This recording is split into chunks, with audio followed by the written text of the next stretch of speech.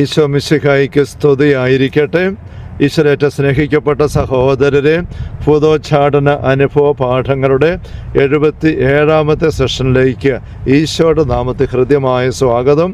Hallelujah, hallelujah, hallelujah. പ്രിയപ്പെട്ട സഹോദരരെ, നമ്മൾ കഴിഞ്ഞ ഒരു 8-9 സെഷനുകളായിട്ട് നമ്മൾ ഒരു 17 വയസ്സുകാരൻ്റെ പൈശാചിക ആവാസത്തിനിരയായ അനുഭവം, ഓജോ ബോർഡ് വഴി വന്നത്, അതിൽപ്പെട്ട അവൻ്റെ സ്കൂൾ പഠിത്തം നിന്നുപോയത്, വീട്ടിൽ പോലും താമസിക്കാൻ മേലാത്ത അവസ്ഥ, ധ്യാനത്തിന് വന്നിട്ടും അവന് അത് ഉപകാരപ്പെടുത്താൻ പറ്റുന്നില്ലാത്ത കെട്ടപ്പെട്ട അവസ്ഥ, അതെല്ലാം പറഞ്ഞ് കുറേ കാര്യം നമ്മൾ കാണുകയായിരുന്നു. ചില അനുഭവ പാഠങ്ങൾ, അത് ഭൂതോച്ചാടന അനുഭവ പാഠങ്ങളെന്ന് പറയുന്നത് ശരിക്കും ദൈവരാജ്യത്തിൻ്റെ രഹസ്യങ്ങൾ തന്നെയാണ്. ഈശോ തൻ്റെ സുവിശേഷത്തിലൂടെ പങ്കുവെക്കുന്ന മുഴുവനും ദൈവരാജ്യത്തിൻ്റെ രഹസ്യങ്ങൾ നമുക്കറിയാമല്ലോ. ഈ പയ്യൻ്റെ അനുഭവത്തിൻ്റെ പശ്ചാത്തലത്തിൽ ഒരു പാഠവും കൂടി നമുക്ക് പരിഗണിക്കാനായിട്ടുള്ളത്, ഈ മാതാപിതാക്കൾ 2 ധ്യാനം വന്ന പയ്യനെ കൊണ്ട് കൂടി കാര്യം ഞാൻ പറഞ്ഞല്ലോ. അത് കഴിഞ്ഞ് പോകാൻ നേരമാണ് അവരൊരു കാര്യം സൂചിപ്പിക്കുന്നതും വെളിപ്പെടുത്തുന്നതും. എന്ന് വെച്ചാൽ അവരുടെ ദാമ്പത്യം കുറേ വർഷങ്ങളായിട്ട് വല്ലാത്ത ഒരു സംഘർഷ അവസ്ഥയിലൂടെ കടന്നു പോവുകയായിരുന്നു. ഇത് മാത്രമല്ല, അവർ വിവാഹമോചനത്തിൻ്റെ ഏതാണ്ട് വക്കിലാണ്. പക്ഷെ ഇവർ വന്ന അവസരത്തൊന്നും ഇതേപ്പറ്റി ഒന്നും പറഞ്ഞില്ല.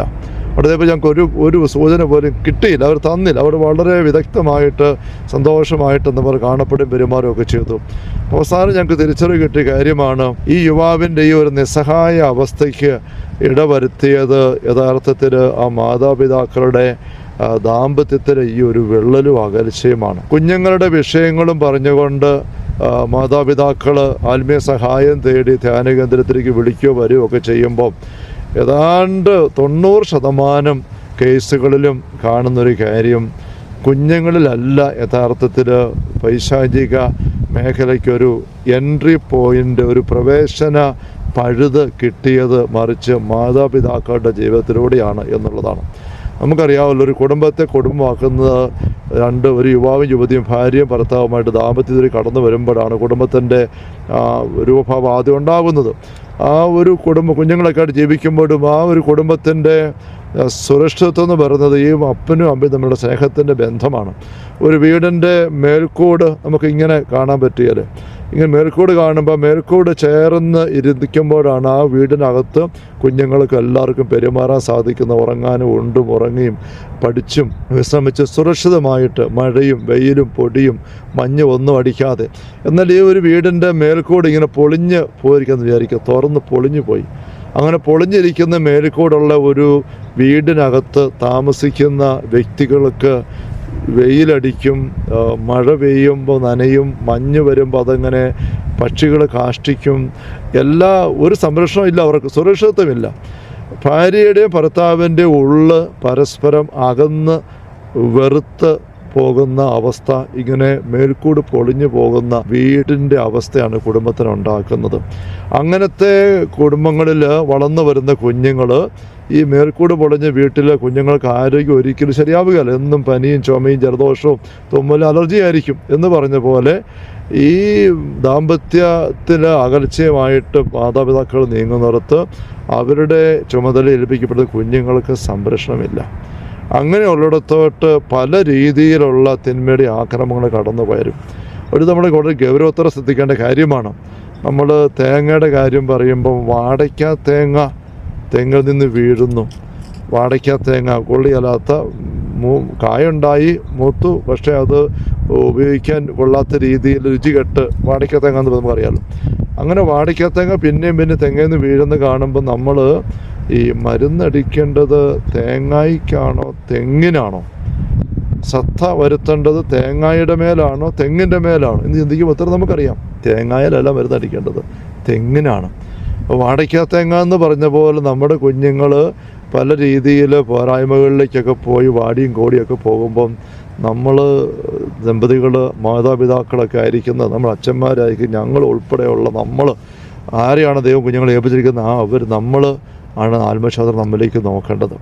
ഒരിക്കലും ഒരു 10-17 വയസ്സുള്ള ഒരു പെൺകുട്ടിയെ കൊണ്ട് അപ്പനും അമ്മയും കൊണ്ട് ധ്യാനത്തിന് വന്നു. അവൾക്ക് ഡിപ്രഷനാണ്, നല്ല മിടുക്കിയ ഒരു പെൺകുട്ടി, പക്ഷെ ഡിപ്രഷനാണ്. അവളിങ്ങനെ ഒരു പ്രത്യേക അവസ്ഥയിൽ അങ്ങനെ ഇരിക്കുകയാണ്. ധ്യാനമെല്ലാം കഴിഞ്ഞപ്പോഴേക്കും അമ്മ എൻ്റെ പക്കൽ വന്നിട്ട് കണ്ണ് നിറഞ്ഞ് പറഞ്ഞ, അച്ഛാ ഇപ്പം എനിക്ക് മനസ്സിലായി എന്താ സംഭവം, കൊച്ചിങ്ങനെ ആയപ്പോൾ എന്താണെന്നുള്ളത്. ഇവളല്പം നിറം കുറവാണ് ഈ പെൺകുട്ടിക്ക്. ബാക്കി വീട്ടിലെല്ലാവരും അപ്പനും അമ്മയും മറ്റു മക്കളും എല്ലാം അല്പം നിറമുള്ളവരാണ്. ഈ പെൺകുട്ടി അല്പം നിറം കുറവാണ്. അപ്പോൾ അതുകൊണ്ട് കൊച്ചുനാൾ മുതലേ ഇവരെല്ലാവരും അമ്മ ഇവിടെ നോക്കിക്കൊണ്ട് ഇങ്ങനെ കറമ്പി കറമ്പി എന്ന് വിളിക്കും. തമാശായിട്ടും അല്ലാതെ എല്ലാം ഇങ്ങനെ വിളിച്ചു. ഓരോ പ്രാവശ്യം വിളി കേൾക്കുമ്പോൾ കൊച്ചിങ്ങനെ വല്ലാണ്ട് പ്രതികരിക്കും. പക്ഷെ അവൾ ചിരിച്ചുകൊണ്ടൊക്കെ പ്രതികരിക്കും. പക്ഷേ അവിടെ ഉള്ളിൽ ചളുങ്ങുകയാണ്. അങ്ങനെ അത് കേട്ട് അവൾ ഒരു മാനേജൊക്കെ കയറി വന്ന് ഇപ്പോൾ 10-15 വയസ്സായപ്പോഴത്തേക്ക് അവൾക്ക് ഡിപ്രഷനായി. അപ്പോൾ അമ്മയുടെ വായിൽ നിന്ന് വന്ന അഴുക്ക് വാക്കുകൾ, അല്ലെ പരിഹാസ വാക്കുകൾ, ഒരു അംഗീകാരമില്ലാത്തതിന് സന്തോഷമില്ലായ്മയുടെ കമൻറ്റുകൾ കേട്ട് കൊച്ചിങ്ങനെ വാടുകയാണ്. വാക്കിന് ശക്തിയുണ്ടെന്ന് നമുക്കറിയാമല്ലോ. ഓരോ വാക്കിന് ശക്തിയുണ്ട്. ദൈവം തൻ്റെ വാക്കുകൊണ്ടാണ് സൃഷ്ടിച്ചത്. ഉണ്ടാകട്ടെ എന്ന് പറഞ്ഞപ്പോൾ ദൈവത്തിൻ്റെ വാക്കിന് ദൈവത്തോളം ശക്തിയാണ്. യോഹന്നാൻ സുവിശേഷം 1-ാം ഭാഗം പറയുന്നത് അതിന് വചനമുണ്ടായിരുന്നു. വചനം എന്താ? വാക്ക്, ലോഗോസ്. വചനം ദൈവത്തോടു കൂടിയായിരുന്നു. വചനം ദൈവമായിരുന്നു. ആ വചനം മാംസമായതാ ഈശോ. അവിടെ ദൈവത്തിൻ്റെ വാക്കിന് ദൈവത്തോളം ശക്തി ഉള്ളതുകൊണ്ട് ഉണ്ടാകട്ടെ എന്നപ്പോൾ ഉണ്ടാകുന്നു. ഈശോ ലാസ്തറെ പുറത്ത് വരുന്ന പറയുമ്പോൾ ലാസ്റ്റ് പുറത്ത് വരികയാണ്. അതുകൊണ്ടാണ് ദൈവം അനുഗ്രഹിക്കുമ്പം, ദൈവത്തിൻ്റെ നാമത്തിൽ അനുഗ്രഹിക്കുമ്പോൾ അവിടെ പവർ പോസിറ്റീവായിട്ട് നിറയുന്നത്. മറുവശത്ത് ശപിച്ചും പ്രാഗിയുമുള്ള വാക്കുകൾക്ക് അതിൻ്റെതായ തിന്മയുടെ സ്വാധീനമുണ്ട്. നമ്മളെ ആരെങ്കിലും മുഖത്ത് നോക്കി ഒരു ചീത്ത വിളിച്ചാൽ, അഴുക്ക് പറഞ്ഞാൽ, കോപിച്ച് സംസാരിച്ച് നമ്മളപ്പോഴേ മുഖം തെളിയുമോ?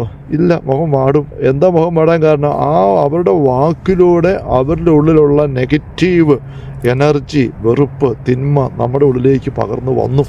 അത് നമ്മുടെ ഉള്ളിലുള്ള സന്തോഷത്തെ കെടുത്തി. ഹൃദയം മുറിഞ്ഞു എന്നൊക്കെ പറയുമ്പോൾ കണ്ണു നിറയും, നമ്മൾ ചിലപ്പോൾ വാടും, കരയും, നിരാശരിക്ക് പോയെന്ന് വരും. അത്രയും പവർ വാക്കിലൂടെയാണ് വരുന്നത്. വാക്കിലൂടെ വന്നതാണ്. അപ്പോൾ മാതാപിതാക്കളായിരിക്കുന്നവർ, മക്കളെ വളർത്തിയെടുക്കുന്നവർ എന്തുമാത്രം കുഞ്ഞുങ്ങളെ ശക്തിപ്പെടുത്തണം. ഭക്ഷണം കൊടുക്കുക എന്ന് പറയുന്നത് തിന്നാൻ കൊടുക്കുന്നത് മാത്രമല്ല. ഈശോ പറയുന്നത് നമുക്കറിയാമല്ലോ, ദൈവത്തിൻ്റെ അതിൽ നിന്ന് പുറപ്പെടുന്ന ഓരോ വാക്കുകൊണ്ടും മനുഷ്യൻ ജീവിക്കേണ്ടത്. അങ്ങനെയെങ്കിൽ അപ്പൻ്റെ അമ്മയുടെയും വായിൽ നിന്ന് വരുന്ന ഓരോ വാക്കുകൊണ്ടും കൂടിയാണ് മക്കൾ ജീവിക്കേണ്ടത്. യോഹന്നാൻ സുവിശേഷം 17-ാമത്തെ അധ്യായത്തിൽ 6 മുതൽ വാക്യങ്ങളിൽ ലോകത്ത് അങ്ങ് എനിക്ക് നൽകിയ അപ്പസ്തലന്മാർക്ക് വേണ്ടി ഞാൻ പ്രാർത്ഥിക്കുന്നു, അവർ അങ്ങയുടേതാണെന്ന് ഇതാണ് ഈശോ പ്രാർത്ഥിക്കുമ്പോൾ ഇടപ്രകാരമുണ്ട്. അങ്ങയുടെ വചനം ഞാൻ അവരെ അറിയിച്ചു, അവരെ സ്വീകരിച്ചു. ഉണ്ടോ? ഈശോ അപ്പസ്തലന്മാരോട് സംസാരിച്ച ദൈവത്തിൻ്റെ വചനങ്ങളാണ്, ദൈവത്തിൻ്റെ ഉള്ളത്തോട് ചേർന്ന ചിന്തകളാണ്. അപ്പോൾ നമ്മളും മാതാപിതാക്കളും മുതിർന്നവരൊക്കെ ആയിരിക്കും നമ്മൾക്ക് ഏൽപ്പിക്കപ്പെട്ടിരിക്കുന്നവർക്ക് പകർന്നു കൊടുക്കേണ്ടത് ദൈവത്തിൻ്റെ വചനമാണ്. ദൈവത്തിൻ്റെ വചനം ചാലിച്ച് വേണം കൊടുക്കാൻ. കുഞ്ഞുങ്ങൾക്ക് അപ്പനും അമ്മയും, അമ്മ ഭക്ഷണം കൊടുക്കുമ്പോൾ അപ്പം ചുട്ടു, ആ അപ്പം അതേപടി വായി കൊണ്ട് വെച്ച് കൊടുക്കുകയില്ല.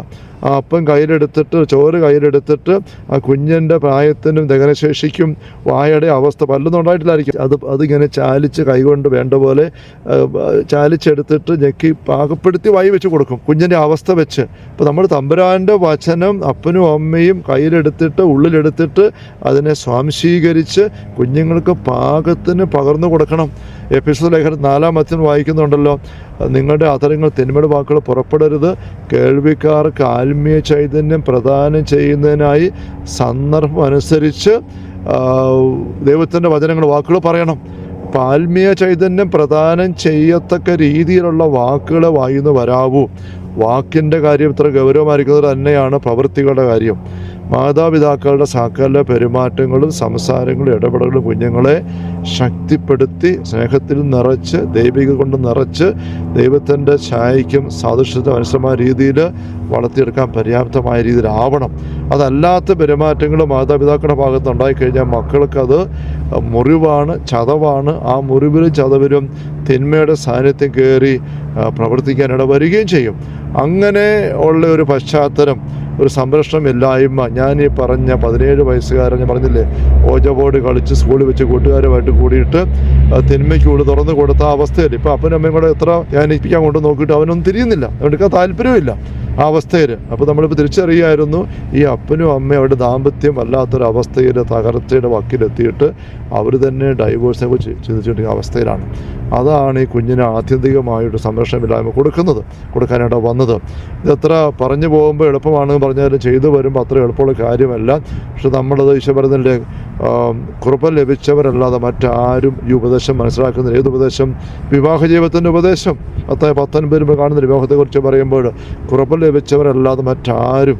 കൃപ പ്രാർത്ഥന വഴി നേടിയെടുത്ത് പൊരുതിക്കൊണ്ട് മാത്രമേ വിവാഹ ജീവിതത്തിലേക്ക് പ്രവേശിച്ച് ദാമ്പത്യത്തിൻ്റെ ചുമതല നിർവഹിച്ച് കുഞ്ഞുങ്ങൾക്ക് ജന്മം കൊടുത്ത് ദൈവിക അവസരം വളർത്തിയെടുക്കാൻ നമുക്ക് സാധിക്കുകയുള്ളൂ എന്ന് സാരം. Hallelujah, hallelujah.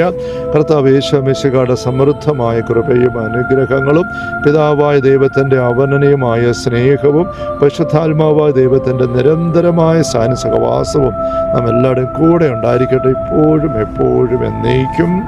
ആമേൻ. Ave Maria, Ave Maria, Ave Maria.